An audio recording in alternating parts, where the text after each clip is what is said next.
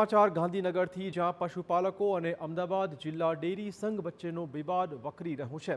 દહેગામમાં દૂધના ભાવ મુદ્દે પશુપાલકોએ હલ્લાબોલ કર્યો હતો। મધુર ડેરીમાં દૂધ સ્વીકારવા પર પ્રતિબંધ મૂકી દેવાતા રોષનો માહોલ જોવા મળ્યો છે। આજે ઉત્તમ ડેરીને તાળાબંધી કરી પશુપાલકો નોંધાવશે પોતાનો વિરોધ। કલેક્ટર કચેરીએ દૂધ ઢોળી વિરોધ કરવાની પણ ચીમકી ઉચ્ચારાઈ છે।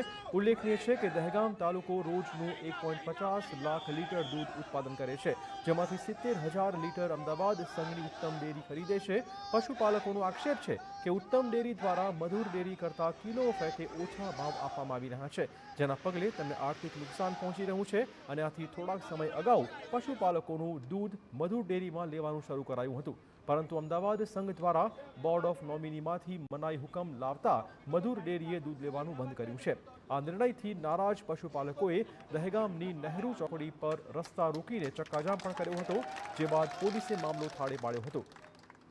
પશુપાલકોને મળવા બાયડના ધારાસભ્ય ધવલસિંહ ઝાલા પણ પહોંચી ગયા હતા। તેમણે પશુપાલકોના હિત માટે આ લડાઈ લડવા ખેડૂતોને ગાંધી ચિંધ્યા માર્ગે અને અહિંસક રીતે વિરોધ કરવા અપીલ કરી। જો રહેશે કે તંત્ર અને ડેરી સંઘ પશુપાલકોની માંગો સંતોષે છે કે પછી આ આંદોલન વધુ ઉગ્ર બને છે।